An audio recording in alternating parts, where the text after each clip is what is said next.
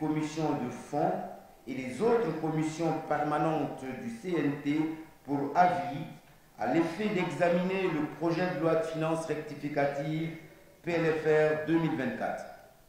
Conformément aux dispositions des articles 50, 51, 56, 57 et suivants de la loi organique relative aux lois de finances, les travaux sur le volet recettes en commission et en intercommission se sont déroulés du 31 juillet au 5 août 2024.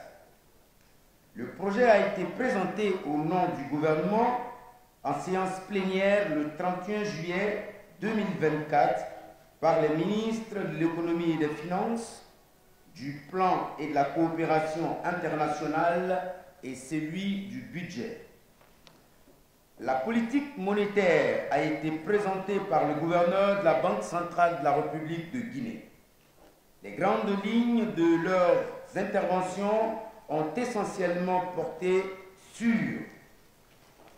la persistance des effets de l'incendie du principal dépôt d'hydrocarbures de Kaloum dans divers secteurs de l'économie, le démarrage effectif de la phase de construction du projet Simandou, la hausse des recettes de 799,21 milliards, soit plus 2,67%, dont 544,91 milliards des recettes intérieures et 254,30 milliards des recettes extérieures. L'encaissement du ticket d'entrée de la société Baou dans le consortium du projet Simandou pour 843,98 milliards, soit 99 millions de dollars américains. La tendance à la hausse des volumes d'importation pour 449,15 milliards. Les tendances à la baisse des prévisions de recettes de la Direction générale des impôts pour 424,71 milliards, soit moins 2,70% par rapport aux prévisions initiales. La revue à la baisse de l'objectif de croissance de l'économie à 4,2% contre 5,4% initialement. La nécessité de réduire le déficit budgétaire à 3,33% initialement prévu à 3,81% du PIB. La hausse des charges relatives au remboursement des titres d'État pour 556,34 milliards. Le faible niveau de mobilisation des obligations du Trésor et des emprunts obligataires. La constitution des garanties à hauteur de 48 millions américains, soit 409,22 milliards de GNF, dont 20 millions de dollars américains pour les opérations d'importation des produits pétroliers par la SONAP et 28 millions de dollars américains pour le contrat de cession d'énergie entre la société Sénélec et EDG. Les mouvements de crédit intervenus au cours de l'exécution du budget initial. La prise en compte de l'appui budgétaire des partenaires techniques et financiers, notamment de la Banque mondiale et du Fonds monétaire international sous forme de prêts d'un montant total de 121,5 millions de dollars américains, soit 1035,79 milliards de francs guinéens, pour l'atténuation de l'impact de l'incendie du dépôt des hydrocarbures de Kaloum. Au titre de la politique monétaire, il est prévu le maintien du taux directeur et le coefficient des réserves obligatoires à 11% et 13% respectivement. Honorables conseillers nationaux, l'examen du PLFR 2024, à la suite des différentes discussions avec les partenaires financiers, a révélé que les grands agrégats de l'équilibre budgétaire et financier initialement prévus dans la loi de finances initiale 2024 ont été modifiés en raison des changements intervenus lors de son exécution. Il s'agit de la revue à la baisse de l'objectif de croissance de l'économie à 4,2% contre 5,4% initialement. la nécessité de réduire le déficit budgétaire à 3,32% initialement prévu à 3,81% du PIB. L'augmentation des recettes intérieures de 544,91 milliards. La hausse des charges relatives au remboursement des titres d'État pour 556,34 milliards. Le faible niveau de mobilisation des obligations du Trésor et des emprunts obligataires. La constitution d'un fonds de garantie à hauteur de 48 millions de dollars américains, soit 409,22 milliards de francs guinéens, dont 20 millions de dollars américains pour les opérations d'importation des produits pétroliers par la SONAP et 28 millions de dollars américains pour le contrat de soutien d'énergie entre Sénélec et EDG. La ratification des mouvements de crédit intervenus, l'appui budgétaire des partenaires techniques et financiers en vue de l'atténuation de l'impact de l'incendie du dépôt des hydrocarbures de Kaloum pour un montant de 121,5 millions de dollars américains, soit 1035,79 milliards de francs guinéens. Ainsi, les projections budgétaires révisées pour 2024 reposent sur les principales hypothèses qui se déclinent comme suit. Un taux de croissance du PIB de 4,2% contre 5,4% en LFI 2024. Un taux d'inflation en moyenne annuelle de 10,3% contre 8,9% en LFI 2024. Un taux de pression fiscale de 11,79% contre 13,25% en LFI 2024. Un taux de change de 8 525 GNF pour 1 dollar américain contre 8 805,7 francs guinéens. Les recettes.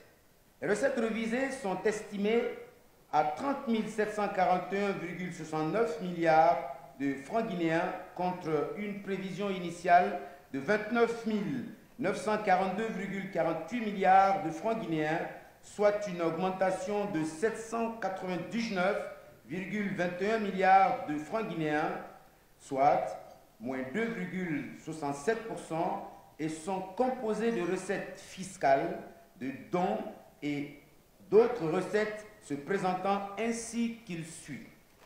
Recettes fiscales. Contre une prévision initiale de 25 998,48 milliards, les recettes fiscales sont révisées à 26 396,36 milliards, soit une hausse de 397,88 milliards, ce qui équivaut à plus 1,53%.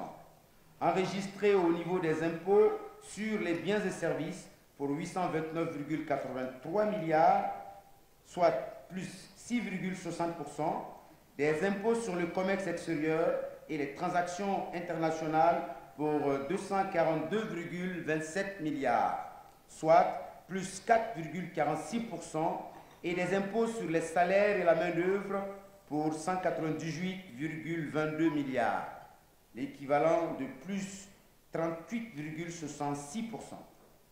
À ce niveau, il faut noter que des baisses sont attendues sur d'autres recettes fiscales pour 638,97 milliards, soit moins 41,30%. Les impôts sur les revenus, les bénéfices et gains en capital pour 183,26 milliards, soit moins 3,20%, et les impôts sur le patrimoine pour 50,20 milliards, ce qui équivaut à moins 24,94%. 2. Dons, legs et fonds de concours. Les dons, legs et fonds de concours hors ressources du BAS FCE sont restés à leur niveau de la LFI 2024, soit 1088,44 milliards, et ne portent que sur les dons, projets et programmes. Autres recettes. Les autres recettes du budget général sont réévaluées à 1881,02 milliards dans le PLFR 2024, contre 1806,92 milliards dans la LFI 2024, soit une hausse de 74,10 milliards. Cette hausse provient essentiellement des amendes, pénalités et confiscations pour 78,45 milliards, des ventes des biens et services pour 57,33 milliards et des recettes diverses pour 29,98 milliards. Elle est atténuée par une diminution des recettes provenant des revenus de la propriété pour 91,66 milliards. Le tableau 5 sur la ventilation des recettes par nature. Honorables conseillers nationaux, les prévisions de mobilisation des recettes par les régies financières se présentent ainsi qu'il suit dans le tableau que je vous invite à voir. La baisse des recettes de la DGI s'explique essentiellement par la réduction du niveau des restes à recouvrer de 950,93 milliards en LLFI 2024 à 611,63 milliards en LFR 2024, soit une baisse de 339,3 milliards. Quant à la Direction générale du Trésor, la hausse des prévisions s'explique par le paiement du ticket d'entrée de Baou à hauteur de 800 milliards.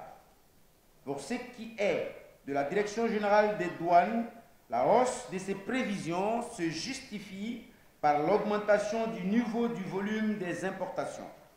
Honorables conseillers nationaux, lors des travaux en commission et en intercommission, les interrogations ont essentiellement porté sur les points suivants.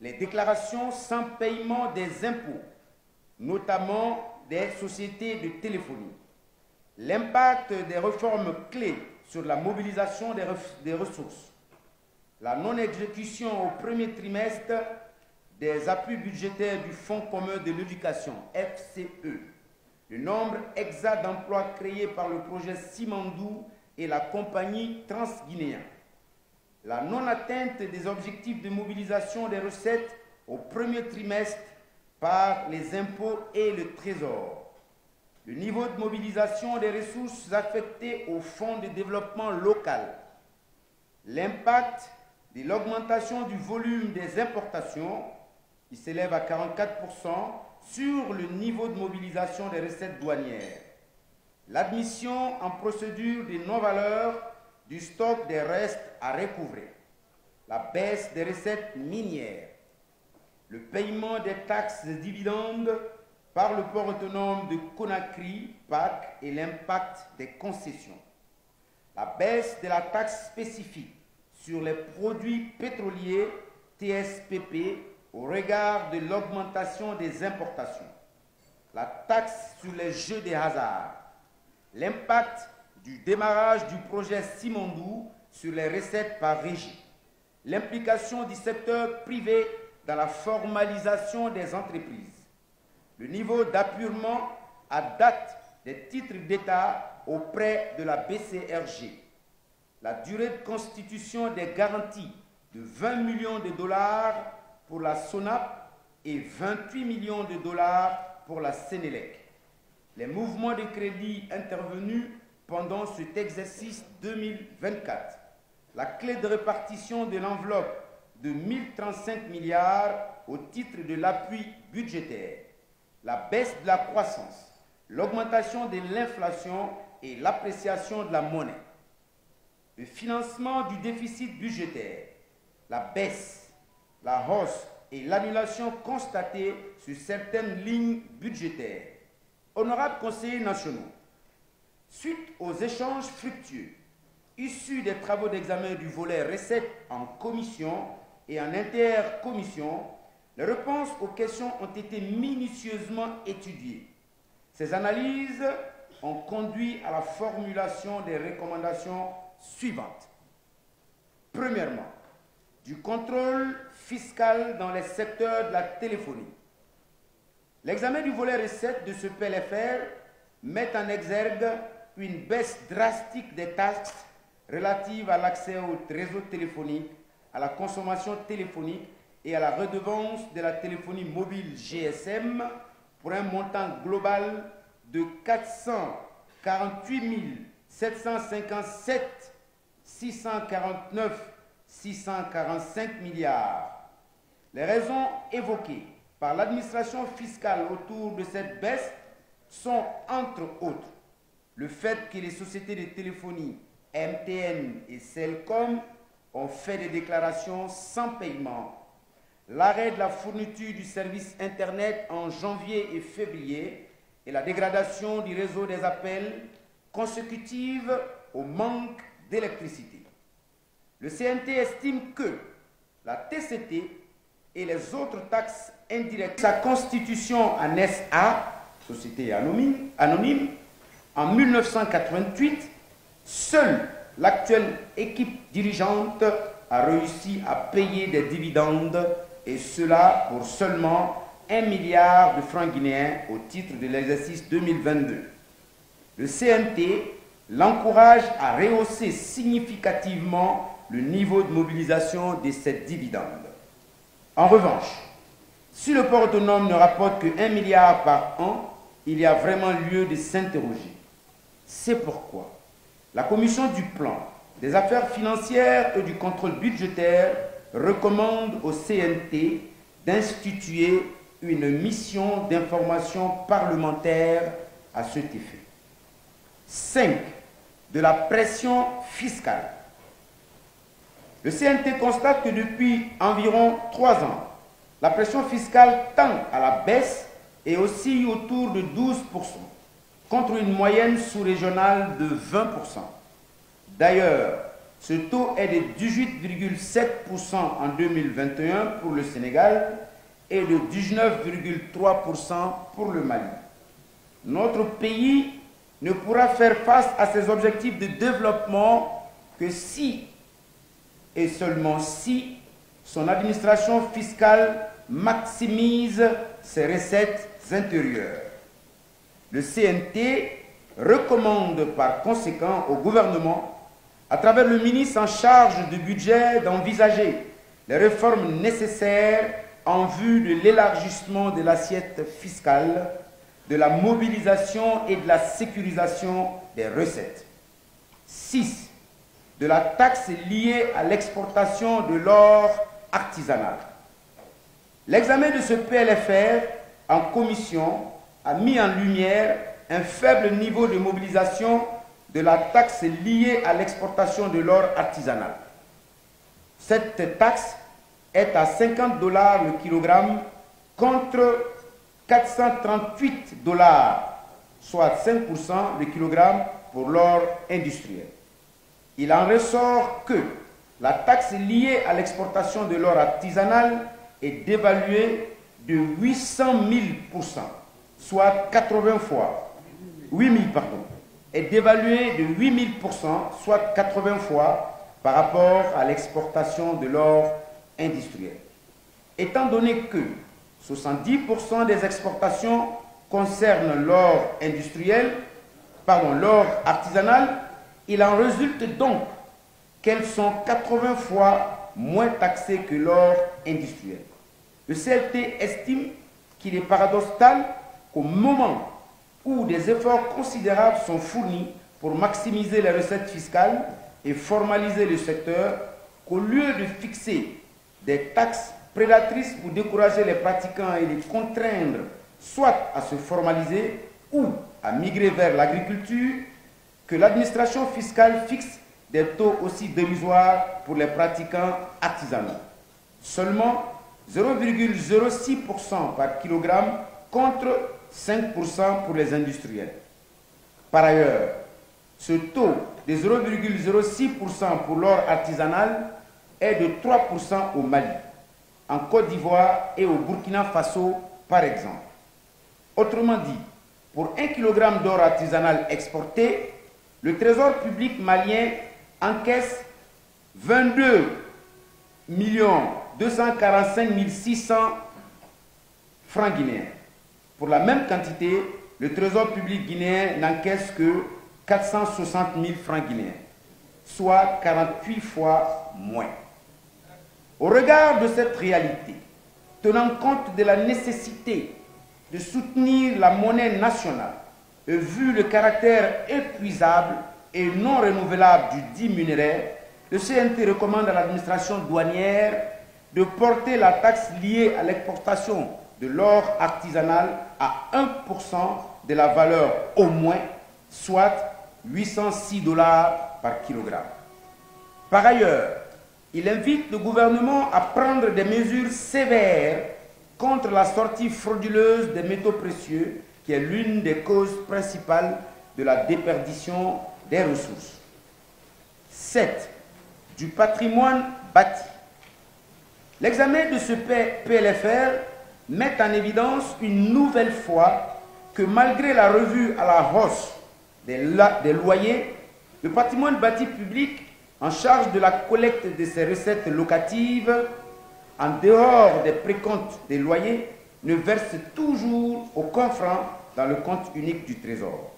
Le CNT continue de s'interroger sur son statut actuel qui n'est ni EPA, ni SA, encore moins une AAI, et déplore que les ressources de l'État collectées ne soient pas reversées dans le compte unique du Trésor en violation flagrante des dispositions en la matière.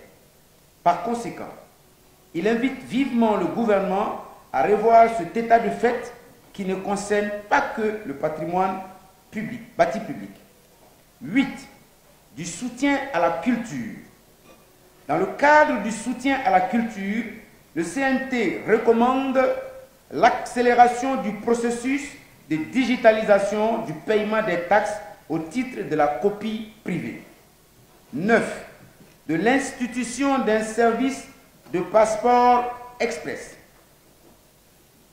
Les informations dont dispose le Parlement mettent en évidence une corruption et une spéculation récurrentes dans la confection et le délai de délivrance des passeports. Contrairement au tarif officiel de 500 000 francs guinéens et de 1 million, respectivement au titre du passeport de 5 et de 10 ans, pour un délai de 3 semaines, certains citoyens payent officieusement des montants plus onéreux en vue de réduire le délai d'obtention. Pour pallier ces pratiques et dans le souci de satisfaire les Guinéens résidant en Guinée ou établis à l'étranger, le CNT recommande au gouvernement de lutter farouchement contre ces pratiques frauduleuses et à veiller au respect scrupuleux des délais de délivrance requis. Par ailleurs, dans le but d'améliorer les recettes, de désengorger les centres de délivrance et de répondre aux besoins d'urgence, le CNT invite le gouvernement à envisager l'institution d'un service de confection rapide pour un passeport de type express. Ce passeport express aura l'avantage d'être produit en un temps record de 48 heures à un prix relativement plus élevé que l'existant.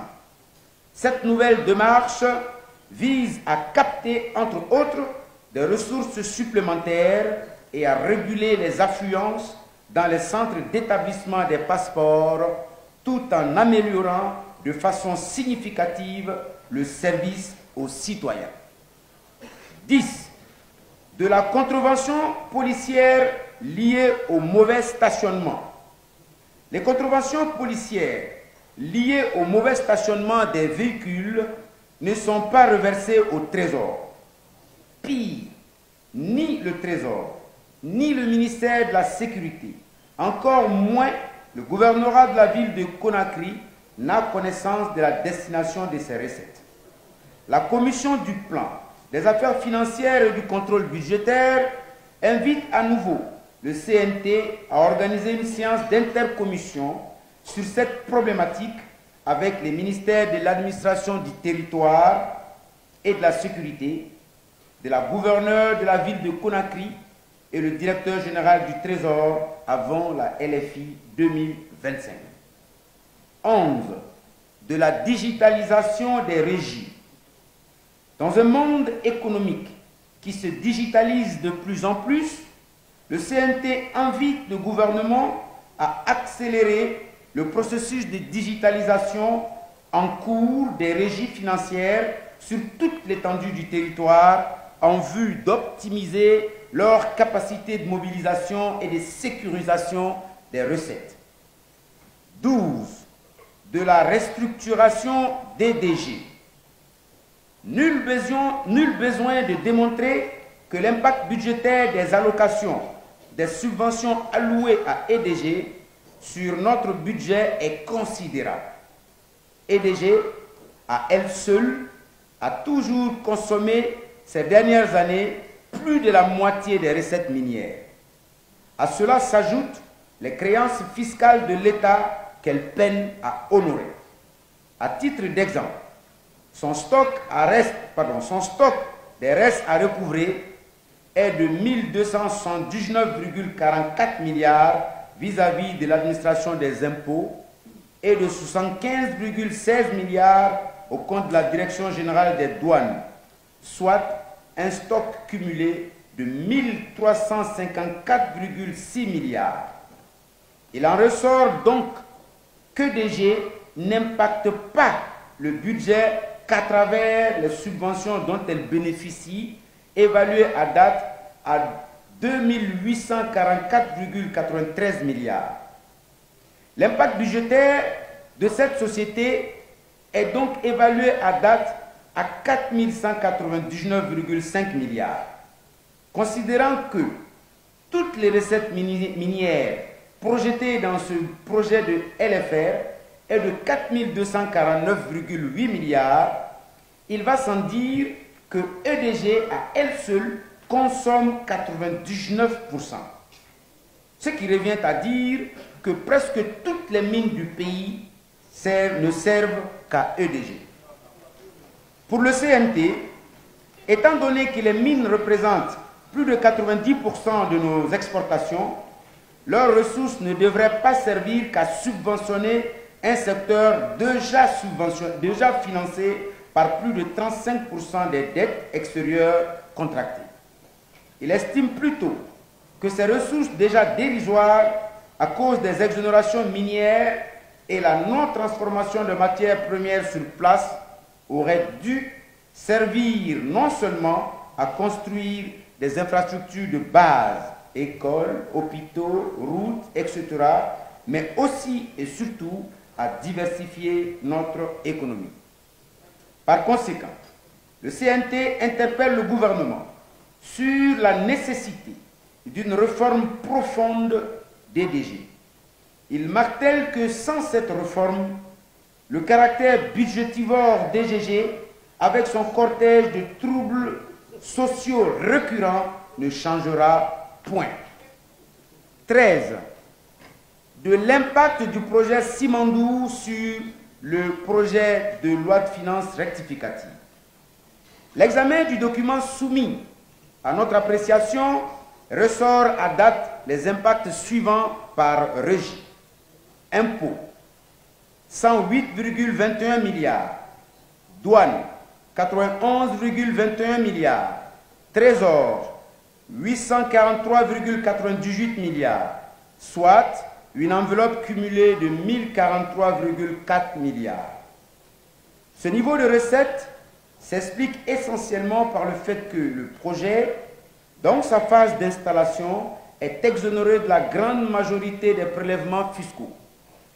Vu le niveau insuffisant de ces recettes collectées et en tenant compte des besoins croissants d'investissement public pendant cette phase d'installation, le CNT interpelle le gouvernement sur la nécessité absolue de veiller au respect strict et à l'application effective de la loi L 2022-0010/CNT du 22 décembre 2022 portant contenu local.